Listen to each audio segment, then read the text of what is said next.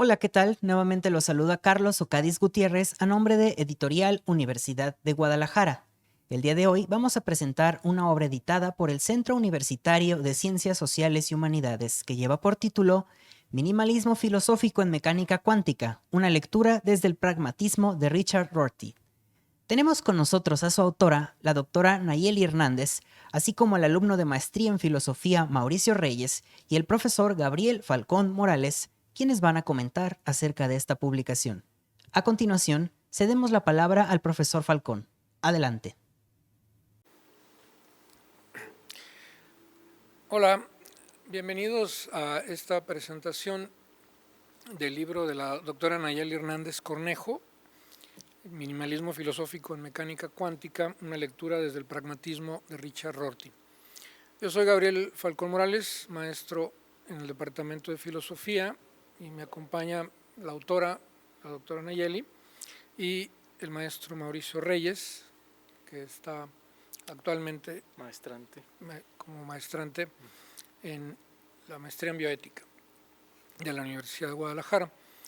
Pues la doctora Nayeli Hernández estudió la licenciatura en física en la Universidad Nacional Autónoma de México, en la UNAM, allá en la Ciudad de México, y posteriormente realizó sus estudios de la maestría y doctorado en filosofía de la ciencia en España, en la Universidad Complutense de Madrid. Y vamos hoy a platicar un poco de este texto que le ha publicado la Universidad de Guadalajara a través de su unidad editorial y comentar con ella algunos de los temas y de los problemas que desarrolló en este texto. Pues iniciando, vamos a ubicar este texto dentro de la filosofía de la ciencia, efectivamente, con una reflexión que nos invita a poner el concepto de verdad mayúsculo en minúsculas, por así decirlo, a partir de la crisis, de la sacudida que la física contemporánea generó en el ámbito de la filosofía en general y específicamente de la filosofía de la ciencia, ¿no? El texto hace una reflexión en donde se vincula con una tradición filosófica norteamericana, que es el pragmatismo, y concretamente en la figura de Richard Rorty, un filósofo norteamericano contemporáneo, que va a servirle para mostrar la cercanía que podría haber del pragmatismo con la visión de la filosofía de la ciencia, en la que, decíamos, este concepto de verdad se somete a una revisión crítica profunda y a partir de esa crisis, pues, mostrar precisamente una visión minimalista. Se usa aquí este término que lo escuchamos más frecuentemente dentro de la estética, pero que tendría en este caso esa referencia a una visión débil, podríamos decir, de la verdad, y aquí también empataría esto con el posmodernismo, sobre el cual yo le pediría a la doctora Nayeli que más adelante nos señalara posibles encuentros y desencuentros de esta visión pragmatista con la visión posmoderna, ¿no? En general, creo que el texto es muy interesante, tiene una parte profunda pero muy clara sobre el desarrollo de la física contemporánea, en donde destacan estos grandes pensadores como Niels Bohr, como Werner Heisenberg, que pues van a trastocar, vamos a decirlo así, la concepción de la materia a partir de los descubrimientos que se van a generar, sobre todo en la segunda década, ¿no?, del siglo XX, que ahí también tal vez de una manera sintética la doctora nos podría ayudar a comprender esta revolución, podríamos decirlo de alguna manera, que vino pues, ¿por qué no usar el término a humillar, ¿verdad? a la filosofía fuerte, a la filosofía que pretendía tener un concepto claro de verdad, que sin embargo, bueno, ya venía esta crítica desde el siglo XIX, podríamos decirlo desde otras visiones, pero la de Nietzsche concretamente, que también empieza a plantear un cierto escepticismo, ¿no?, con respecto a la verdad científica, oponiéndose a esa confianza cientificista de un filósofo como Augusto Comte, ¿no?, que desde el positivismo pues habría una especie de optimismo desbordado, de que la ciencia nos iba a dar todas las respuestas, nos iba a resolver todos los problemas, y esa confianza pues entró en crisis, se puso en cuestión a partir de la ciencia de la física contemporánea, y sobre todo de esto que se va a llamar el principio de incertidumbre, ¿no?, de una dificultad para poder ubicar a la materia en una perspectiva que podría confrontarse con la visión antigua de una materia sólida, completamente definible y ubicable, a una materia huidiza, que hasta cierto punto se vuelve difícil de comprender, y esto pues va a generar evidentemente una revisión crítica dentro de la tradición filosófica.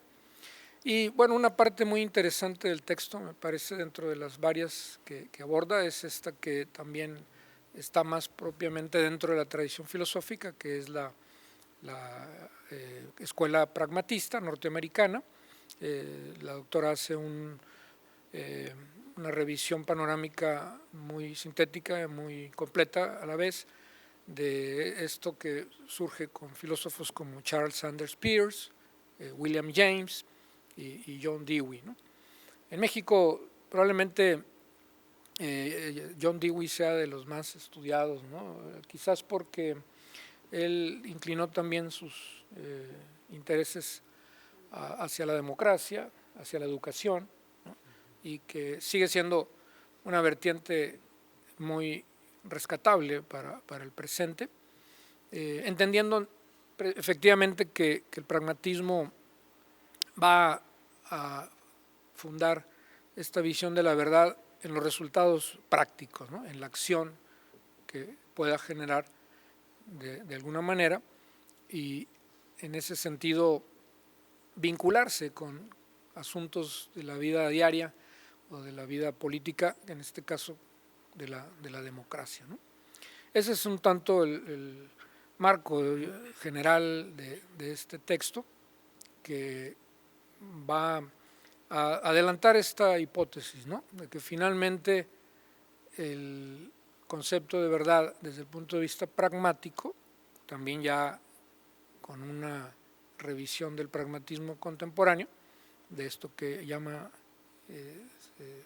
la doctora el neopragmatismo, con los resultados de la física contemporánea, ¿no?, de tal manera que la filosofía de la ciencia ahí tiene una tarea importante que seguir avanzando, y que también por ahí le dejo el cuestionamiento de cuál sería el interés que le llevó a vincular, ¿no?, esta tradición pragmática con esta discusión de la filosofía de la ciencia, y sobre todo ahí remarcar los resultados finales, las conclusiones, que no serían tan compartidas por todos filósofos, sobre todo por los filósofos de la ciencia, que nos llevarían a una nueva narrativa, por así decirlo, filosófica, que empataría con la literatura, por ejemplo, ¿no?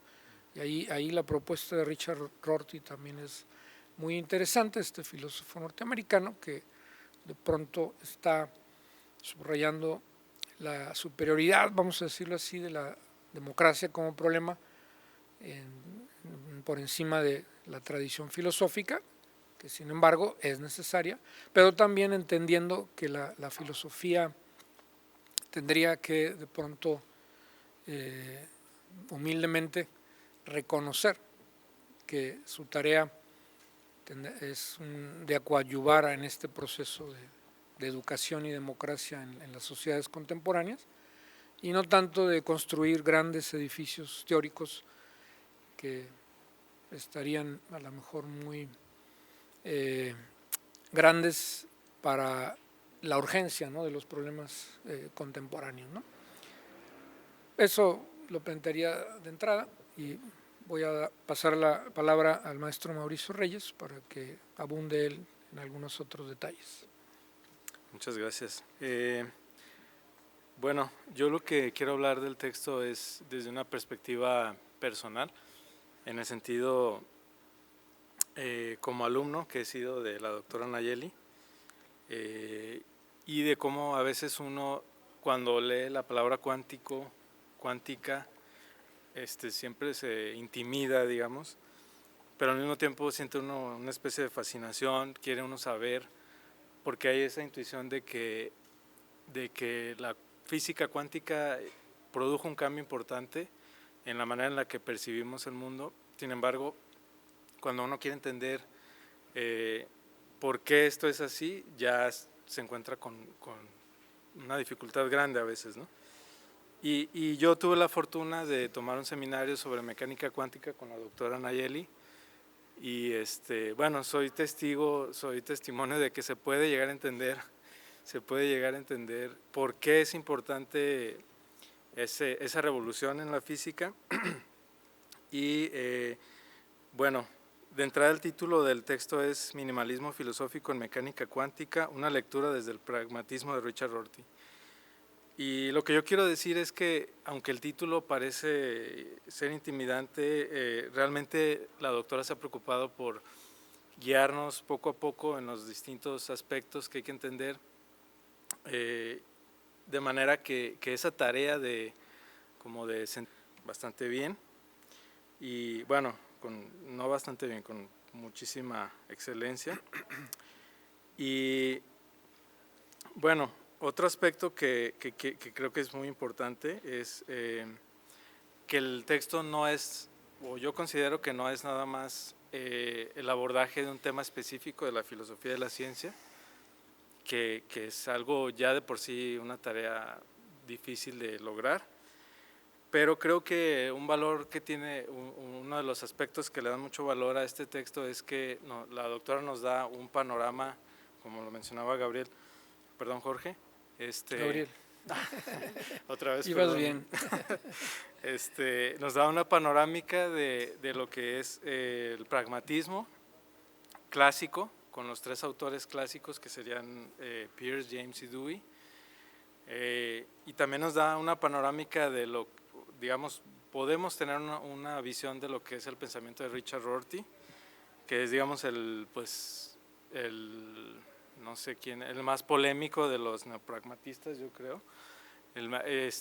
Hay una cita en la introducción al Rorty Reader que dice que de casi todas las citas que se hacen de Rorty, casi todas son para contradecirlo, interpelarlo, agredirlo, etcétera. Pero bueno, yo creo que eso es parte del valor de lo que Rorty propuso, que nos saca de nuestras casillas. A mí personalmente pues logra hacerlo. Y bueno, lo que quiero decir con todo esto es que el texto, además de darnos un enfoque de un problema específico de filosofía de la ciencia, nos da esta panorámica del pragmatismo, una introducción a Rorty, que creo que es algo de mucho valor. Y bueno, están esos valores adicionales que tiene el texto. Otra cosa que quiero decir es que, bueno, todo esto para que no nos sorprenda lo extenso del título y que no nos intimide y que nos animemos pues a explorar este libro. Y quiero decir también que para aquellos que no han estudiado filosofía o no han estudiado física o que sientan que no les no tiene relevancia para ellos, a lo mejor lo que aquí se discute, yo creo que sí la tiene, porque me parece, también ella me puede desmentir aquí, que ella claramente en su introducción apunta a un problema que es importante en nuestro tiempo, y bueno, creo que siempre lo ha sido, pero especialmente en nuestro tiempo, que tiene que ver con la relación entre ciencia y cultura, cómo se da este juego entre una y otra, y bueno, esto quizás es materia para muchos textos, pero cuando menos en este texto de la doctora Nayeli podemos tener un abordaje de ese problema, ¿no? O de esa cuestión, que es dónde debemos de poner el saber científico con respecto a otros saberes. Es lo más común que se le dé prioridad al saber científico, al vocabulario científico, pero aquí Rorty y la doctora Nayeli, aportando también su interpretación, pues ponen en duda esto, ¿no? Esta primacía del vocabulario científico. Entonces creo que esto hace que el libro pueda ser interesante para quienes no se especializan en filosofía o en física y que tengan esa inquietud, porque creo que el estilo de la doctora es, pues, lo considero como de alguien que te está guiando en un viaje a través de temas complicados.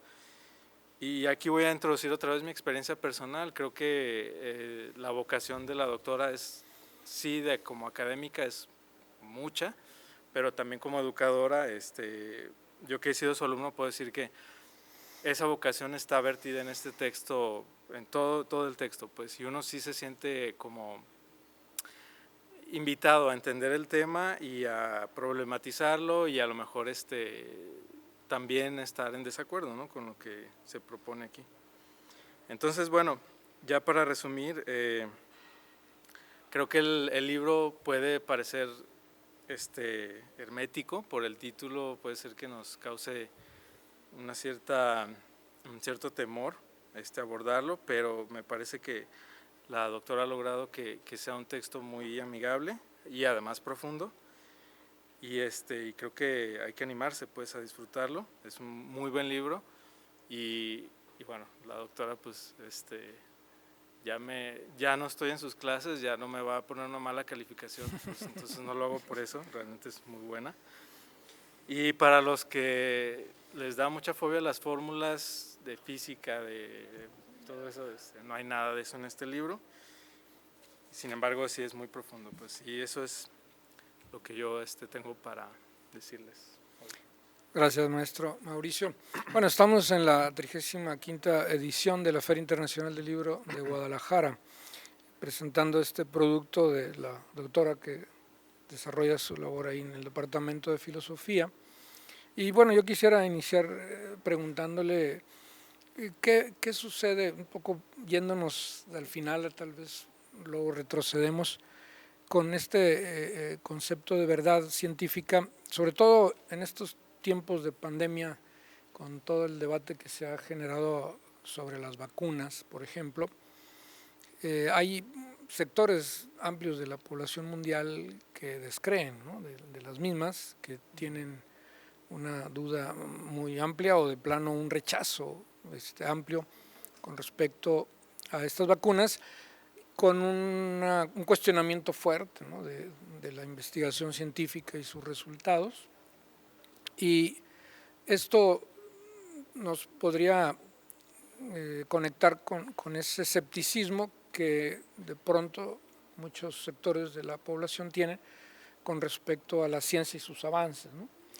Porque aquí parecería que si vamos a reivindicar una visión minimalista de la verdad científica, que de pronto sería un saber que se podría vincular a otro tipo de saberes, inclusive esotéricos o de tradiciones no tan científicas, más literarias, inclusive fantásticas, que proliferan, ¿no?, diríamos en el mercado de la verdad, ¿no?, o de las verdades contemporáneas, ¿no? ¿Cómo podríamos defender desde esta visión pragmática a la verdad científica de alguna manera? Sí, bueno, pues muchas gracias a ambos por la presentación y por sus comentarios. Muy agradecida, se ve que sí se lo leyeron y que lo entendieron bien. Bueno, voy a enlazar lo que me preguntaba sobre mis motivaciones con este asunto que me parece importante, ¿no? Que no se malentienda la tesis que defiendo en el libro. Bueno, mi motivación inicial fue que sí corresponde a cierto espíritu posmoderno ante la desilusión de esta verdad totalizadora, universal, permanente, que se filtra en la posmodernidad, ¿no? Entonces, en primer inicio sí hay una motivación por entender a cabalidad qué sucede con los discursos y con las verdades una vez que adoptamos la tesis del historicismo, de que nuestras creencias están condicionadas, ¿no? Entonces yo quise, digamos, emplear la propuesta de Rorty en la mecánica cuántica porque es un pragmatismo muy radical, ¿no? A diferencia de otros pragmatistas como Hilary Putnam, que tiene su propia interpretación de la mecánica cuántica, o de Susan Hack, o otras muchas interpretaciones, Rorty es particularmente radical en las tesis del historicismo y va mucho más lejos que todos estos pragmatistas y por eso es tan polémico, como decía Mauricio, ¿no? Y por eso causa tanta irritación o fascinación, ¿no? A lo largo del espectro filosófico. Entonces, esa fue la motivación por la que, a pesar de que Rorty no es un filósofo de la ciencia como tal, pues yo lo llevé al ámbito de lo científico, intentando efectivamente presentar una propuesta deflacionista de la epistemología, ¿no? Deflacionista quiero decir que nos desinflamos, ¿no? Un poco todas estas nociones fuertes de objetividad y las repensamos en el contexto histórico, las relacionamos con lo político, con las condiciones sociales y vemos que la ciencia no es un discurso independiente de todas estas consideraciones. Entonces, un poco por ahí va, ¿no? La inquietud que efectivamente, también como Mauricio decía, va más allá del simple análisis internalista de la ciencia, sino pretende también pues aportar unas consecuencias culturales que no solo sean relevantes para los estudiosos de lo científico, ¿no? Sino que sea una lectura cultural general. Pero, o sin embargo, como bien decías, esto no pretende decir que cualquier cosa vale, ¿no? Como muchas veces se lee cuando se hace una lectura simplista de este tipo de autores. Le sucede a Rorty y le sucede a otros autores también agudos como Feyerabend, ¿no? Que se dice, bueno, entonces cualquier cosa vale y entonces las creencias sean científicas o sean esotéricas o sean religiosas, ¿no? Cualquier cosa podemos aceptarla. Entonces, bueno, yo creo que esta es una lectura poco cuidadosa de estos autores, hay que hilar fino con ellos, tanto con Feyerabend como con Rorty, que tienen un tinte parecido en cuestiones filosóficas en relación a la ciencia. Y lo que dice muy claramente Rorty es que, bueno, no tenemos un metalenguaje o un lenguaje general con el que podamos jerarquizar los discursos y decir que la ciencia es más verdadera, ¿no? En un sentido ontológico que nos proporciona la realidad en sí misma, tal y como es. Este es un discurso heredado de la modernidad y bueno, con raíces platónicas y de toda la tradición que efectivamente, como decías, se ha puesto en duda desde mucho antes del siglo XX. Pero una cosa es decir eso, que no tenemos este lenguaje universal o este metalenguaje universal de la verdad última, y otra cosa es decir que no podemos hacer crítica al interior de los lenguajes y una crítica sensata, ¿no? Entonces Rorty lo que hace es decir, bueno, los lenguajes se pueden comparar en función de sus objetivos, de sus propósitos, porque somos seres intencionales que siempre nos planteamos fines y entonces evaluamos la pandemia. Es súper importante tener esto claro, ¿no? Yo creo que la ciencia, dentro de todos sus defectos, respondió de una forma sorprendentemente eficiente ante la elaboración de vacunas, con estudios que llevaban más tiempo, ¿no? Y que completaron y que aceleraron, aún sujetas, ¿no? A todos los mecanismos del capitalismo y de los intereses políticos, pero respondieron de forma eficiente Y en ese sentido, bueno, yo sí diría que es la mejor respuesta que tenemos. Es una respuesta falible, que puede tener deficiencias, que no todavía está en estudio, está en proceso. Se vio muchísimo este carácter falible de la ciencia a lo largo de la pandemia, porque de pronto no había argumentos a favor del cubrebocas, en contra, matices, a favor de ciertos medicamentos, en contra. O sea, no había una claridad por la premura y la inmediatez de la emergencia. Pero sí diría que desde esta perspectiva filosófica se puede afirmar que era la mejor opción que teníamos, ¿no? No es la última, no es indiscutible, pero es la mejor que tenemos con los criterios más rigurosos que podemos tener, y en ese sentido hay elementos para defender ¿no? la importancia de la ciencia en ese contexto y de las vacunas, ¿no? No necesitamos una cosa así, una narrativa, un metalenguaje, una narrativa grande para eso, y creo que es perfectamente defendible, y ahí es donde a veces creo que no se entiende el pragmatismo de Rorty a cabalidad, ¿no? Maestro Mauricio, no sé si quisiera plantear alguna Sí. pregunta a la doctora. Yo la quiero retar a la doctora, con todo respeto. En la introducción mencionas, voy a pasar del usted al tú, que hay un propósito cultural más amplio, esa es una cita, que dicho brevemente implica asumir que el vocabulario de la ciencia no exige ser interpretado como un vocabulario privilegiado, más o menos real que otros vocabularios, ¿no? Esto se podría entender como una democratización de los vocabularios en los distintos ámbitos de saber humano. Sin embargo, parece como que el privilegio que pierde el vocabulario científico es nada más ante otros vocabularios académicos, por ejemplo, el de la filosofía, el de la no se me ocurre otra, literatura, sociología, pero sigue siendo un vocabulario privilegiado, o todos esos vocabularios se homogenizan o se ponen al mismo nivel, pero parece que no dejan de ser vocabularios privilegiados. Entonces, mi pregunta sería si hay una consecuencia para el resto de la sociedad, para los que no son académicos, para el hombre de a pie y la mujer de a pie, con respecto a esta digamos, deflación que plantea Rorty y que se plantea también en tu texto, pues, Sí, muchas gracias por la pregunta. Sí, es una pregunta muy pertinente y que me han hecho.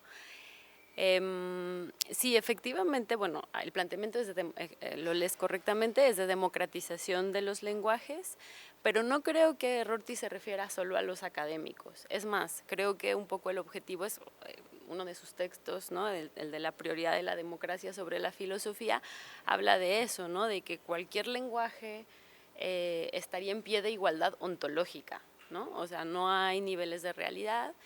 Y esto no distinguiría entre legos y expertos, ¿no? O sea, tendremos una igualdad. Efectivamente, podemos evaluar los lenguajes de acuerdo a los fines, y entonces, dependiendo, obviamente, si estamos hablando de cambio climático, necesitamos lenguaje técnico, ¿no? Y si estamos en otro ámbito, puede ser que nos baste con el lenguaje cotidiano o con lenguajes de no expertos, ¿no? Entonces, en ese sentido, sí tiene como el fin cultural de evitar esas jerarquías. Tienes razón en que quizá donde hay más consecuencias inmediatas es en la academia, ¿no? En donde, bueno, tendríamos esto que decía Gabriel, el giro de Rorty hacia la literatura. El giro de Rorty hacia la literatura tendría que ver con esa democracia, ¿no? La literatura sería este ejemplo de que tenemos una pluralidad no jerarquizada de lenguajes, entendidos como herramientas. Por eso es un pragmatismo, ¿no? Porque yo tengo herramientas que me son disponibles, y Rorty dice, bueno, no voy a usar la misma herramienta para una cosa que para otra, pero no es porque ¿no? O sea, simplemente son herramientas para distintos fines, pero no una es absolutamente mejor que la otra. Entonces, sí, creo que Rorty se pronunciaría porque no hay esta jerarquía entre expertos y legos a ese nivel ontológico, depende de lo que me propongo. Pero tienes razón en que ahí hay dificultades, ¿no? Ahí hay dificultades, y creo que lo que está pasando actualmente por ejemplo, ¿no? En la relación con los científicos hoy, ¿no? La relación entre la vieja cuestión de Platón entre justicia y expertos, ¿no? Que no está resuelta en la República, hoy se nota en el escenario político, ¿no? Cómo se relaciona CONACYT con el nuevo gobierno, cómo se relacionan los académicos. Es esta vieja disputa entre la justicia y el conocimiento experto, porque efectivamente hay tensiones ahí, ¿no? Y esto es algo que creo que Rorty no acabó de resolver, Feyerabend no acabó de resolver, y no sé siquiera si tenemos muy claro cómo hacerlo. Creo que es una evitable tensión que hay que ir resolviendo. Algunos dicen que a través de la democracia deliberativa, ¿no? Que esto nos igualaría entre expertos y legos, pero no tengo claro yo que la deliberación nos salve. Entonces, bueno, la idea sería esa, ¿no? Sí hay una democratización, pero no se niega que eso, como bien señalas, traería tensiones que, no sé, ¿no? Tal vez habría que resolver pragmáticamente de alguna forma, ¿no? No sé si... Que bueno, a mí me gustaría también que nos hablaras un poco de la física contemporánea, porque es un campo también complicado de ver en dónde estamos, ¿no? Ahora, a partir de que pues en el libro hace referencia a esa fecha de 1927, ¿no? En Copenhague, donde parte mucho de esta revolución científica, podríamos llamarle, y que va a generar toda esta crisis y esta revisión profunda. ¿En dónde estamos ahora? ¿Ha avanzado este planteamiento o sigue en la misma planteamiento? Pues yo diría que sin duda la mecánica cuántica abre un modelo que se ha seguido. ¿En qué sentido? En el sentido de romper, como tú decías, con la visión clásica epistémica, con la física clásica de una realidad bien determinada, objetiva, independiente, hacia un modelo más operacional, ¿no? O sea, la física se ha vuelto un modelo, por un lado, muy operacional. O sea, ¿qué quiere decir esto? Pues que los conceptos se definen por sus consecuencias prácticas, por su capacidad de medición. ¿Qué es el tiempo? Pues cómo lo mido. El tiempo es la forma de medir el tiempo, el espacio es lo mismo, ¿no? Entonces, creo que ese espíritu invadió toda la física del siglo XX. Al mismo tiempo, se han seguido desarrollando unas matemáticas cada vez más sofisticadas para la física, ¿no? O sea, la relatividad, la mecánica cuántica, pero también lo que se hace ahora en teoría de cuerdas, ¿no? Como todas estas teorías contemporáneas, tienen unas matemáticas muy sofisticadas y muy abstractas, por lo tanto, ¿no? Y al ser tan abstractas, pues también vuelven muy relevante el asunto filosófico de la interpretación, porque antes, pues quizá, ¿no? Hablábamos de masa, fuerza, y ahí el elemento interpretativo era menos polémico, ¿no? Pero ahora hablamos de cuerdas, osciladores abstractos, y entonces cómo relacionas eso con el mundo físico, pues es algo que está en controversia, ¿no?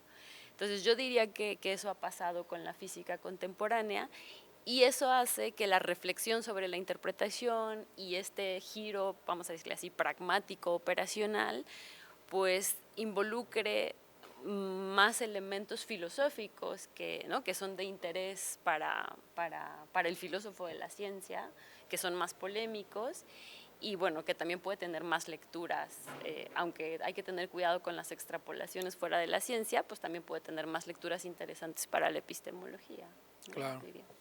Ahora, hay una situación que se suele presentar en las comunidades de académicos que se suelen encerrar, ¿no? De pronto detrás de sus murallas.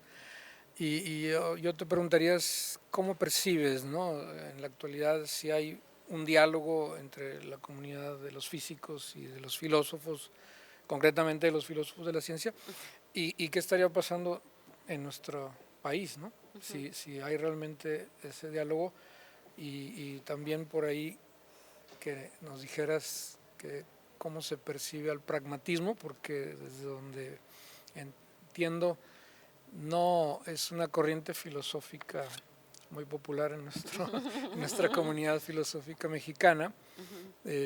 No sé si eso venga de prejuicios ideológicos que tengan que ver con su origen norteamericano, ¿verdad? Que ya de entrada a muchos los pone en contra, ¿no? Claro. ¿Qué estaría pasando ahí? ¿Cómo lo ves tú esta situación? Sí, bueno, en cuanto a lo primero que dices, bueno, sin duda el siglo XX fue el siglo de la profesionalización, ¿no? El siglo de los expertos, y por eso este problema de justicia y expertos se agudiza. Entonces, cada quien, efectivamente, la filosofía se profesionaliza, la física se profesionaliza, y cada quien está en su islote profesionalizado con su vocabulario y no hay comunicación, ¿no? Creo que en ese sentido, James, que promovía este humanismo general, pues fracasó, diría yo, ¿no? Fracasó en ese proyecto. Y entonces creo que no hay diálogo entre física y filosofía, por lo menos no un diálogo relevante, sistemático, ¿no? Los físicos, bueno, tienen una vocación más pragmática, en el sentido de, bueno, no voy a discutir cuestiones filosóficas, voy por las consecuencias prácticas, por las aplicaciones, y los filósofos hacen lo propio. Alguna vez se intentó, aquí los alumnos de filosofía intentaron hacer un congreso con gente del CUSEI, e intentaron hacer este diálogo, y fue interesante, pero sí se nota este abismo, ¿no? Sí se nota que no hay, una disposición por parte de los gremios para ese diálogo. Aunque bueno, hay gente que sí, ¿no? Que sí lo está intentando, que sí lo promueve, pero digamos que no es el mood general, ¿no? Pero sí creo que es importante lo que mencionas, porque yo creo que hay que pelear un poco contra esta sobreespecialización, ¿no? Y intentar generar este tipo de diálogos, que sería interesante. Y en cuanto a lo que dices de la filosofía norteamericana, bueno, hay una cuestión ahí paradójica en mi lectura, por lo menos del pragmatismo hoy, que es que efectivamente hay un prejuicio ante la filosofía norteamericana, bueno, porque ubicamos a la cultura norteamericana como una cultura superficial, capitalista, pragmática, en el sentido más peyorativo de la palabra, ¿no? Por eso hay una confusión entre ser pragmatista y ser pragmático, como no tener principios, ¿no? Ese no es el planteamiento del pragmatismo norteamericano en su sentido filosófico, pero sí hay este prejuicio, ¿no? Entonces, en general, pues muchas veces hay rechazo, no solamente en México, sino en Europa, ¿no? Porque la filosofía profunda es la filosofía europea, ¿no? Sin embargo, bueno, y eso se agudiza en México por nuestra relación tan complicada con Estados Unidos, ¿no? Sin embargo, bueno, yo creo que se ha vencido también porque el mundo ha girado hacia allá, porque el mundo ha girado hacia las consecuencias prácticas, y en ese sentido también es curioso, porque cuando yo regresé a México, pues casi me veían como un bicho raro, ¿no? Que hacía cosas extrañas.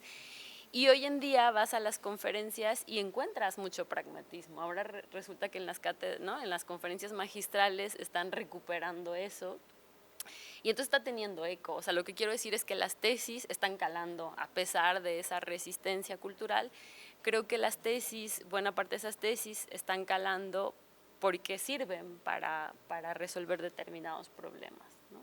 Y en ese sentido, bueno, creo que tiene una mejor perspectiva hacia el futuro, o estamos deshaciendo esos prejuicios, además de que es una filosofía, pues que yo diría optimista, ¿no? Y en ese sentido, pues también a veces es útil tener cierto aire de esperanza ante el escenario tan pesimista que tenemos.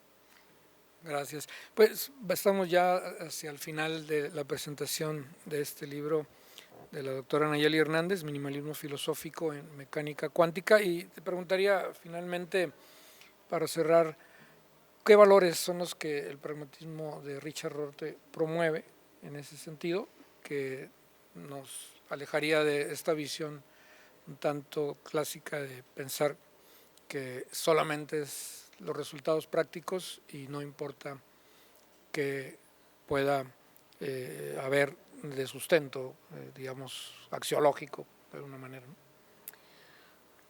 Pues yo diría que el más importante es el de la pluralidad, ¿no? O sea, esto que llama la ironía rortiana, pues es este alejamiento de las verdades últimas que me permite adoptar una pluralidad de de perspectivas, una pluralidad de valores, ¿no? Es decir, que definitivamente es mejor la diversidad sobre la unidad, y esto para Rorty nos lleva al progreso moral porque nos permite ser tolerantes, nos permite ser verdaderamente tolerantes ante el otro, y creo que es uno de las, ¿no?, de los principales puntos de la postura rortiana que él defiende como un elemento crucial para que podamos avanzar, ¿no?, en el mundo hacia una mayor inclusión, hacia una, pues sí, ¿no?, como hacia un ámbito, podríamos decir, más justo y más, una comunidad, no diría el universal, ¿no?, pero lo más universalista posible. Pues muchas gracias, doctora Nayeli Hernández, muchas gracias, maestro Mauricio Reyes. Cerramos aquí agradeciendo a la Feria Internacional del Libro de Guadalajara en su edición 35 que nos haya abierto este espacio para presentar este libro, que pueden ustedes conseguir en el stand de la editorial de la Universidad de Guadalajara y seguir profundizando en estos temas. Yo soy Gabriel Falcón Morales y pues les agradecemos su atención y hasta la próxima. Muchas gracias a los participantes por haber comentado acerca de esta publicación. Agradecemos también al Centro Universitario de Ciencias Sociales y Humanidades por su participación en esta 35ª Feria Internacional del Libro de Guadalajara. Los invitamos a que nos sigan en nuestras redes sociales como Editorial UDG y a que visiten nuestro sitio web editorial.udg.mx, donde podrán adquirir esta publicación, así como muchos más títulos. Nuevamente, un gusto haber estado con ustedes. Se despide Carlos Ocadiz y hasta la próxima.